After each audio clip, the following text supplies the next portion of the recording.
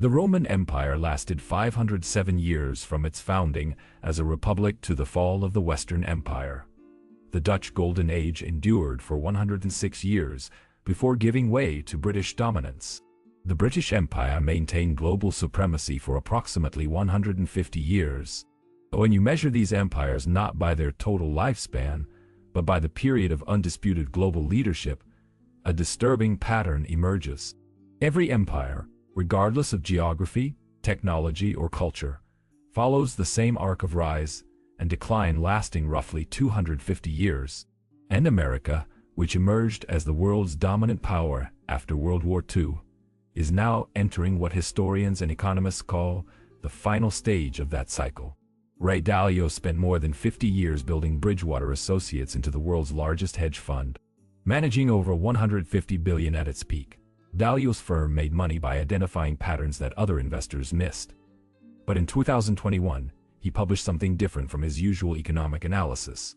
His book, Principles for Dealing with the Changing World Order, represented decades of research into why empires rise and fall. His conclusion was stark. The patterns that destroyed every previous global power are now operating in the United States.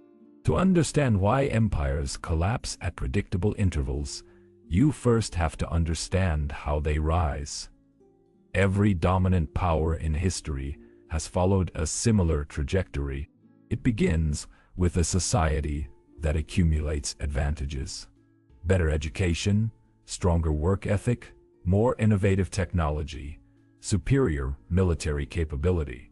These advantages compound over generations, allowing that society to expand its influence, dominate trade routes, and eventually establish the global reserve currency that everyone else must hold to conduct international business.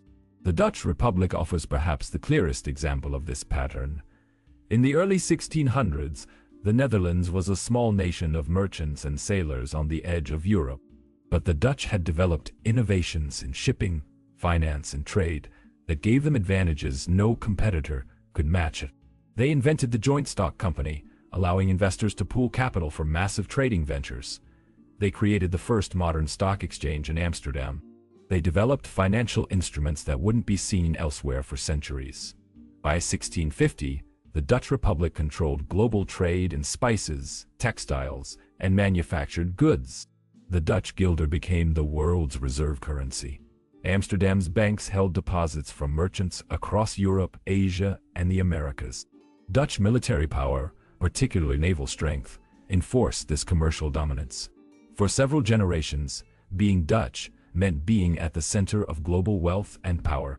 However, the very success of Dutch society planted the seeds of its decline. As the nation grew wealthy, the cost of labor increased. Why would a Dutch worker accept low wages when opportunities for profit existed everywhere? Manufacturing moved to cheaper locations. The merchants who had built the trading empire began investing in financial instruments rather than ships and goods. They could make money more easily by lending to foreign governments than by organizing risky trading expeditions. The education system, once focused on producing skilled traders, navigators, and craftsmen, began producing lawyers and financial speculators. Each generation grew slightly less productive than the one before, not through any individual failure, but through the natural human tendency to seek easier paths when easier paths exist. Why work 80 hours a week building a trading company when you could work 40 hours managing inherited wealth? By the early 1700s, the Netherlands was no longer the innovative, hungry nation that had dominated the previous century. Its advantages in shipping, finance, and trade had been copied by competitors. Its workers were expensive, its industries uncompetitive, its military spread too thin to defend a global commercial empire. Meanwhile, a new power was rising. The British had watched the Dutch model carefully and were now building their own version, with cheaper labor, more aggressive military strategy, and vast colonial territories to exploit. The transition from Dutch to British dominance happened gradually, then suddenly. For decades, the two powers competed for the same trade routes and colonial territories. The Netherlands remained wealthy and influential, even as its relative position declined. But then came the series of Anglo-Dutch wars that revealed how far the balance had shifted. By 1784, when the Fourth Anglo-Dutch War ended with a devastating Dutch defeat, the transition was complete. Britain had replaced the Netherlands as the world's dominant power, and the Dutch guilder had given way to the British pound as the global reserve currency. The British Empire that emerged in the 19th century followed the same pattern of rise that the Dutch had pioneered. Superior education produced superior scientists, engineers, and administrators. Superior technology, particularly the steam engine and industrial machinery, gave British manufacturers advantages that no competitor could match. Superior military power, particularly the Royal Navy, allowed Britain to project force anywhere in the world. By 1850, the British pound was the unquestioned global reserve currency, and London was the center of world finance. But the forces that had elevated Britain were already working to undermine it. British workers, protected by strong unions and high living standards, became expensive compared to workers in the United States, Germany, and Japan. British education, once the envy of the world, became complacent and tradition-bound. British manufacturers, having dominated for so long, failed to adopt new technologies as quickly as hungry competitors. British financial institutions, once engines of productive investment, increasingly focused on extracting returns from existing assets rather than funding new ventures. World War I revealed how far Britain had declined. The war was financed largely through debt, much of it borrowed from the United States. British industry, which should have been capable of outproducing any competitor, struggled to meet military demands.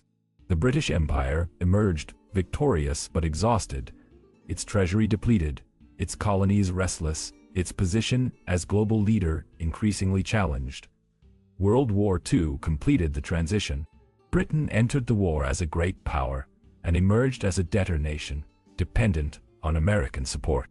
The British pound, which had been the global reserve currency for over a century, gave way to the American dollar. London, which had been the center of global finance, was replaced by New York. In less than 30 years, the most powerful empire in human history had been reduced to a middle power, wealthy, but no longer dominant. Ray Dalio's analysis identifies 8 key indicators that determine where an empire stands in its cycle. Education quality measures how effectively a society trains its young people for productive work. Innovation and technology measure whether that society is creating new advantages or merely exploiting old ones.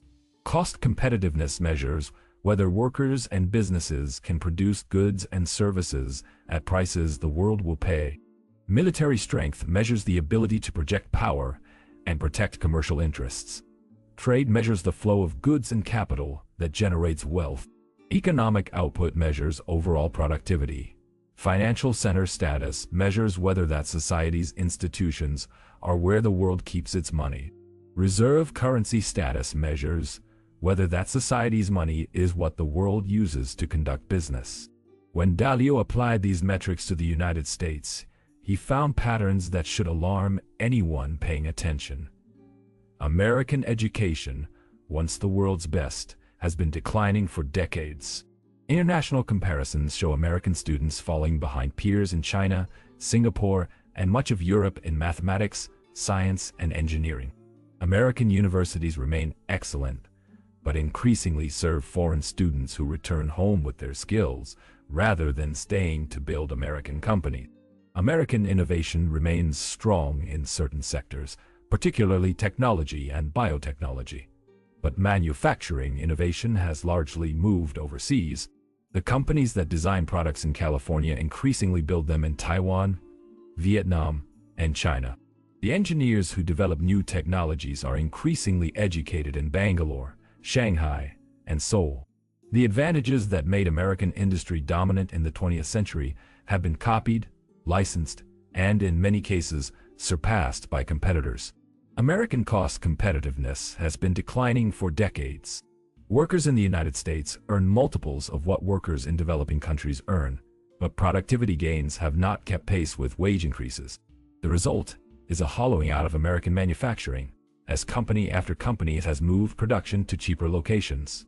The factory towns that built the American middle class have become symbols of economic decline, their residents unable to compete for jobs that no longer exist.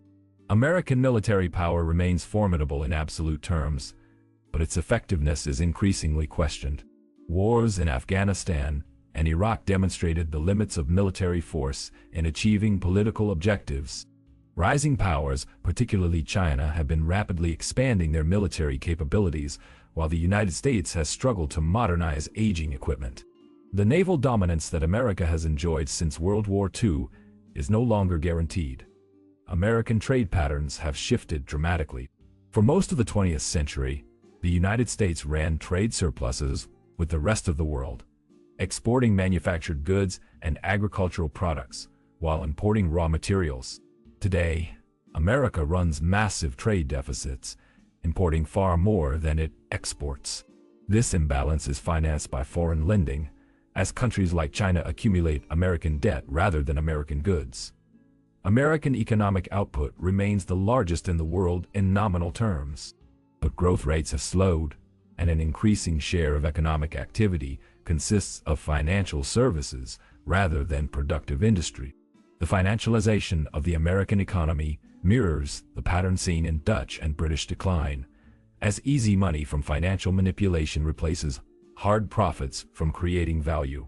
The American dollar remains the world's reserve currency, but challenges are emerging. China has been steadily internationalizing its currency, the yuan, establishing swap lines with trading partners and pricing an increasing share of global commodities in something other than dollars. Russia, Iran, and other American adversaries have been actively working to reduce dollar dependence. Even American allies have begun discussing alternatives to a dollar-dominated financial system.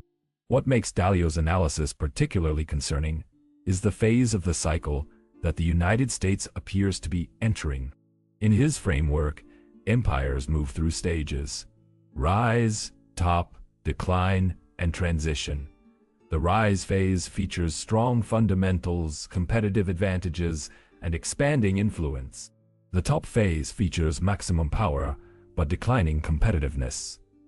The decline phase features internal conflict, mounting debt, and loss of relative position. The transition phase features economic crisis, often military conflict, and replacement by a new dominant power.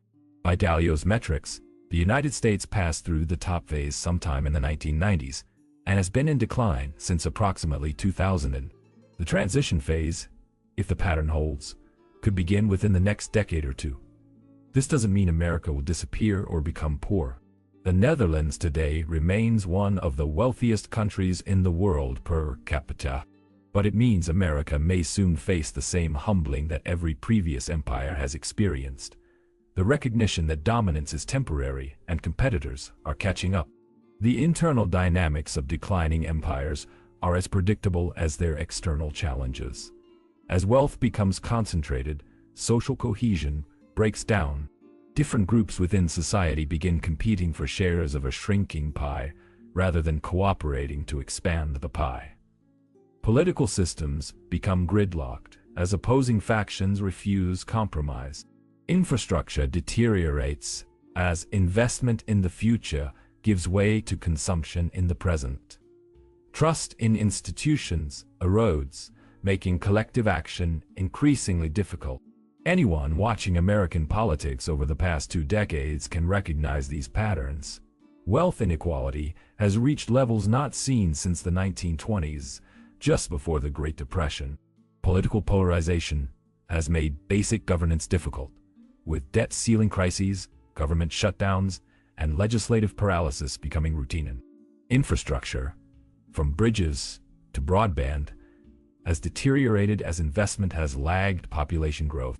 Trust in government, media, corporations, and other institutions has collapsed to historic lows. But Dalio is careful to note that historical patterns are not destiny. Empires that recognized their decline early and took corrective action have sometimes reversed their trajectories. The key variables are investments in education and productive capacity, reforms to political systems that have become gridlocked, and willingness to make short-term sacrifices for long-term benefit. The question is whether any society can make such changes before crisis forces them. For investors and entrepreneurs, the empire cycle framework suggests strategies that differ sharply from conventional wisdom. If American dominance is waning, then assets denominated in dollars may be less valuable over time than they have been historically. If reserve currency status is at risk, then inflation may be higher than markets currently expect. If global trade patterns are shifting, then supply chains built for a dollar-dominated world may need restructuring. None of this means America will collapse. But it does mean that strategies optimized for American dominance may underperform in a world where that dominance is fading. The historical pattern suggests that transitions between dominant powers are often marked by conflict, both economic and military. The transition from Dutch to British dominance involved 4 wars. The transition from British to American dominance involved 2 world wars. If a transition from American to Chinese dominance is underway, the risk of conflict, whether military, economic, or both, may be higher than markets currently price. But perhaps the most important lesson from empire cycles is humility. Every dominant power in history has believed that its dominance was permanent, that its innovations were unique, that its people were exceptional. The Dutch believed their trading companies and financial instruments were advantages that could not be copied. The British believed their industrial technology and naval power guaranteed permanent supremacy. Americans have long believed that democracy, free markets, and innovative culture make the United States different from every previous empire. History suggests otherwise. The same patterns that elevated each empire eventually undermined it. Success created complacency. Wealth created inequality. Power created overreach. Advantages were copied by competitors. And the transition, when it came, seemed sudden only to those who had been paying attention. The question for Americans today is not whether these patterns will apply to the United States. History suggests they will, regardless of how exceptional Americans believe themselves to be. The question is whether the current generation can recognize the patterns early enough to change them, to invest in education and productive capacity, to reform political systems that have become gridlocked, to make the short-term sacrifices necessary for long-term renewal. Previous empires failed this test. Whether America will be different remains to be seen. Now the first want to hear from you. Do you believe America can reverse its decline, or are these patterns inevitable? What changes would need to happen for the United States to break the 250-year cycle?